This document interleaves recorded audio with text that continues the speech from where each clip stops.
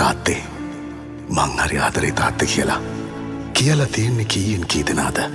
හදවතට තට්ටු කරලා අහන්න. එකම එක වතාවක්වත් තවමත් කියන්න බැරි වුණා නම් මේ දැන්ම ගිහින් කියන්න. තාත්තාගේ යාලේ සෙවනෙල්ලෙම ඇලවිලා මාත් එක්ක ඉන්නේ හදපතුලෙම නැවතිලා රජෙකු